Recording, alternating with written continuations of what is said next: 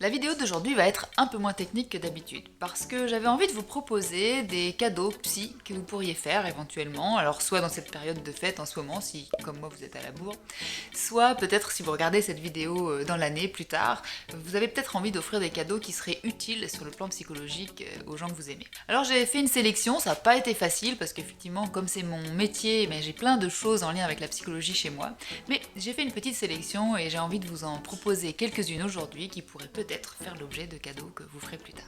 On va commencer par un carnet de gratitude. Alors c'est un exercice que je donne régulièrement en consultation à mes patients parce que quand le cerveau a l'habitude de ruminer sur des choses négatives, c'est intéressant d'utiliser les pensées positives pour habituer son cerveau aussi à voir sous un autre angle de vue certaines choses.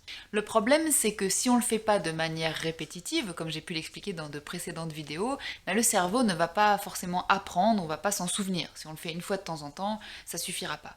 Alors j'ai trouvé sympa pouvoir avoir un carnet dans lequel on écrirait, alors tous les jours ce serait pas mal, mais au moins plusieurs fois par semaine, des choses qui nous ont plu, qui nous ont fait plaisir. Alors celui-ci c'est un exemple, il en existe plein, hein, il vient de chez Yes We Page, mais j'ai pas de partenariat avec elle et vous pourriez en faire un vous-même d'ailleurs sur un cahier quelconque. Là ce qu'on a, c'est que on a la date. Et puis on peut noter ici différentes gratitudes, des choses pour lesquelles on est heureux, content, reconnaissant. Et puis vous voyez, chaque jour, on va pouvoir noter. L'objectif de ce type d'exercice, ce n'est pas de trouver des choses, mais c'est bien de chercher. Si au bout de 5-10 minutes, ou peut-être un quart d'heure si vous avez beaucoup de patience, vous n'avez pas trouvé des gratitudes à écrire, alors vous pouvez écrire RAS. Mais ce sera le signe que vous aurez fait un effort pour chercher ces choses-là, et du coup dans votre cerveau, il y aura cette habitude de les rechercher. Le deuxième cadeau que j'ai envie de vous proposer, c'est un roman du plus grand romancier psy, à mon sens, de tous les temps. J'ai nommé Irvin Yalom.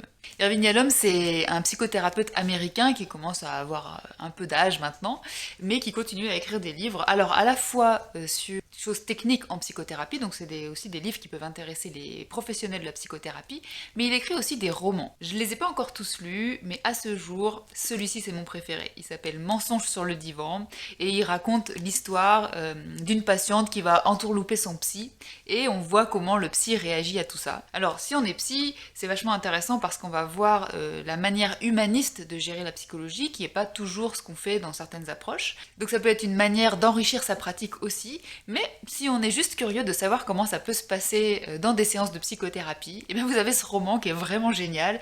Et puis de toute manière, si vous achetez des livres et que vous lisez des livres d'Irvin Yalom, il y a peu de chances que vous vous ennuyiez et que vous n'appreniez rien sur le plan de la psychologie.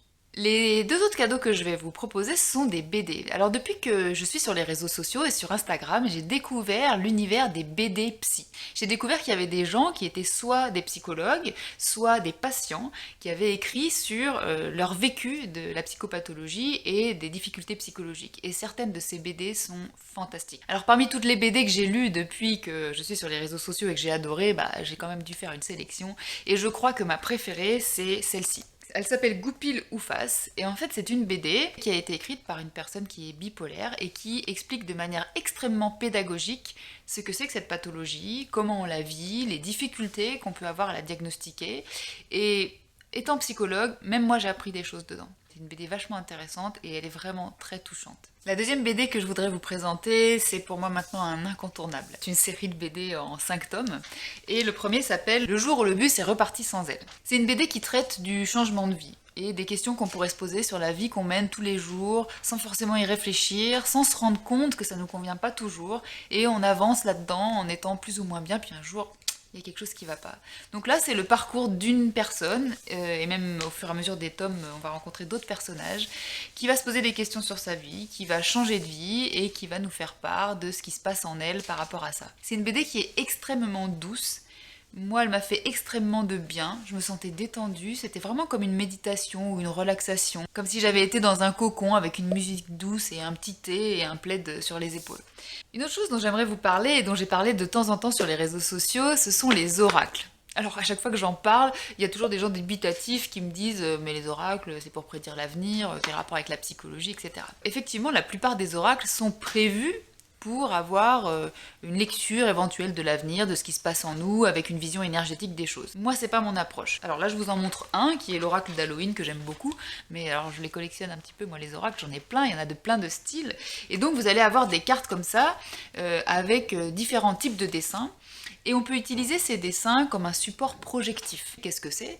C'est que en regardant un dessin qui n'est pas toujours très clair, parce que régulièrement dans un oracle, vous allez avoir des petites choses dans le dessin qui sont soit anachroniques, soit étranges, soit pas réalistes. Et justement, votre cerveau, la manière dont il va l'interpréter, ça va vous parler de vous. Ça va vous donner des indices sur ce qui se passe pour vous et parfois de pouvoir utiliser votre intuition sur ce qui serait bon pour vous. Il se peut que si vous utilisez une carte, vous tirez une carte un jour, vous la tirez 6 mois plus tard, ben, ce que vous allez interpréter du dessin et du mot, ça va pas du tout être la même chose. Dans les oracles, vous avez plus ou moins de texte sur les cartes, vous avez plus ou moins d'explications.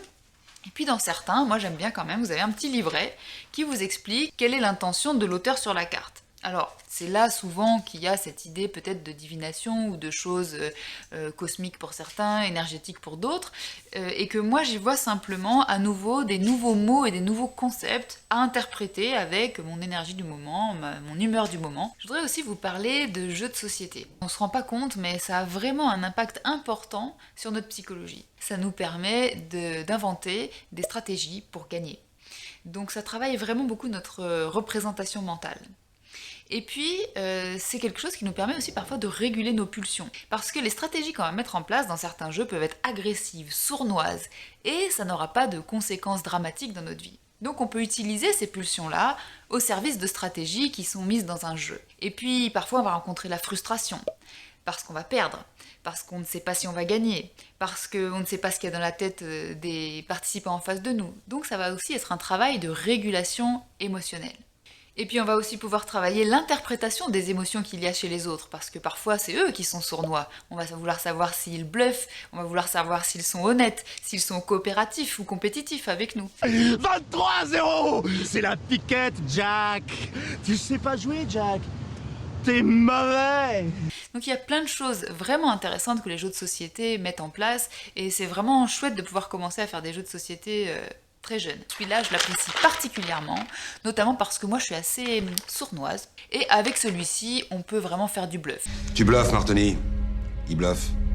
Pas sûr. Alors là, dans The Boss, ce qu'on va faire, c'est qu'on va essayer de parier sur des personnages de mafia pour savoir si c'est eux qui vont nous rapporter plus ou moins d'argent. Et puis, on va dévoiler plus ou moins nos cartes. Donc voilà, si vous connaissez pas celui-là, je vous le recommande parce qu'il est vraiment sympa et il met une ambiance assez chouette. Et puis la dernière chose que je voulais vous proposer, ce sont les ateliers en ligne.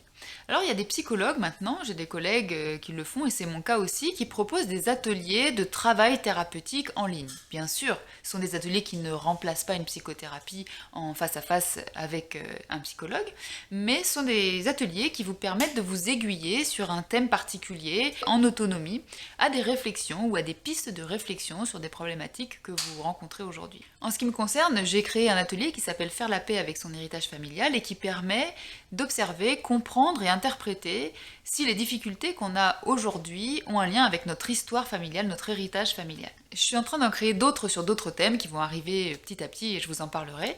Voilà, cette sélection de cadeaux est terminée. Je voudrais que vous me disiez en commentaire si ce type de vidéo vous intéresse, parce que si c'est le cas, j'ai encore beaucoup de choses que je pourrais vous présenter, ou bien si vous préférez les vidéos plus techniques que je fais jusqu'à présent. Dites-le moi en commentaire et ça me permettra du coup de vous proposer des vidéos qui sont vraiment en lien avec ce qui vous intéresse vous. On va faire une petite pause de quelques semaines pour pouvoir partir en congé, mais on reviendra après les fêtes pour vous faire de nouvelles vidéos. Je vous souhaite une très bonne fin d'année et je vous dis à très vite.